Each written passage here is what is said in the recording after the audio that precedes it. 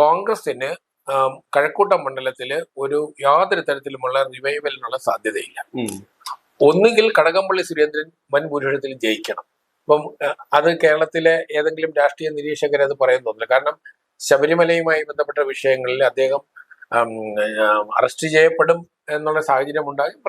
നമുക്കറിയാലോ, പ്രത്യേക രാഷ്ട്രീയ സാഹചര്യം കൊണ്ട് അദ്ദേഹം ചോദ്യം ചെയ്യലിന് മാത്രം വിധേയമായി നിൽക്കുന്ന ഒരാളാണ്. എല്ലാ സംശയത്തിന്റെ മുന്നകളും അദ്ദേഹത്തിനെതിരായിട്ടുണ്ട്. അദ്ദേഹം തന്നെ ഏറ്റവും ദുർബലനായ ഇടതുപക്ഷ സ്ഥാനാർത്ഥിയായിട്ടാണ് അദ്ദേഹം ഈ അവസരത്തിൽ മത്സരിക്കുന്നത്.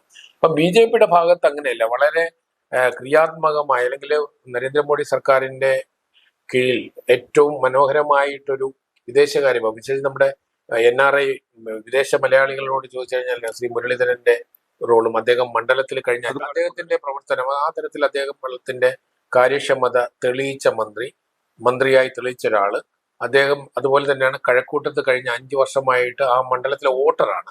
ആ മണ്ഡലത്തിൽ തന്നെ താമസിച്ചുകൊണ്ട് അദ്ദേഹം ചെയ്യുന്ന പ്രവർത്തനങ്ങളും ആ തരത്തിൽ നമ്മൾ നോക്കുമ്പോൾ ഇന്ന് ഈ തെരഞ്ഞെടുപ്പിൽ നമുക്ക് സംശയമില്ലാതെ വിജയസാധ്യതയുള്ള ഒരു സ്ഥാനാർത്ഥിയാണ് ശ്രീ മുരളീധരൻ.